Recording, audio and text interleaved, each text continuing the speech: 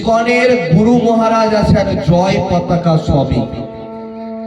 এই জয় পতাকা স্বামী কিছুদিন আগে কীর্তনের একটা মেলা হচ্ছিল, আর কীর্তনের মেলাতে এমন হরিনাম তিনি করলেন যে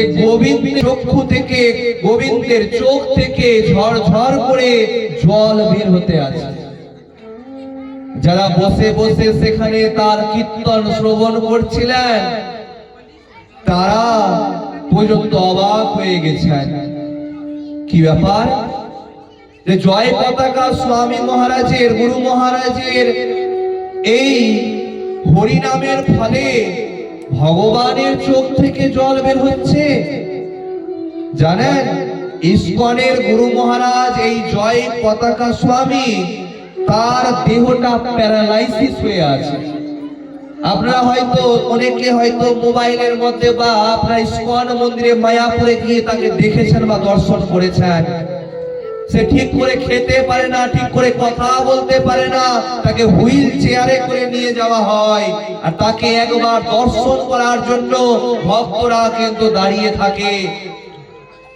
তার অভাব বলে কিছু নাই, তার পিতৃপুরুষের অনেক সম্পত্তি, অনেক টাকা পয়সা। লোক মনে করবে ভক্তি লাইনে এসেছে হয়তো টাকা রোজগার করার জন্য, কিন্তু সে নিজের সর্বস্ব জীবন, ভিটা মাটি সব কিছু এই ভগবানের ভক্তিতে দিয়ে দিয়েছেন। কিন্তু যারা নিন্দা করবে তারা বলবে যে ভগবান যখন চোখ থেকে জল বের করছে তবে তাকে আমরা হিচ করে কেন রেখেছে। দেখুন, আমরা আমাদের কর্মের ফল কিন্তু অবশ্যই পাবো। আমরা যেমন কর্ম করব তেমন ফল কিন্তু অবশ্যই পাবো।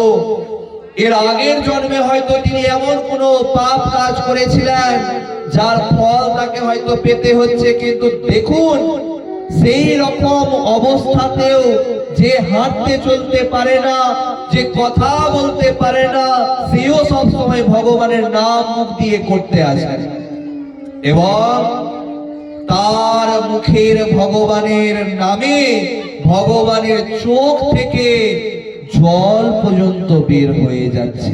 এটাই তো ভগবানের সব থেকে বড় ভক্ত।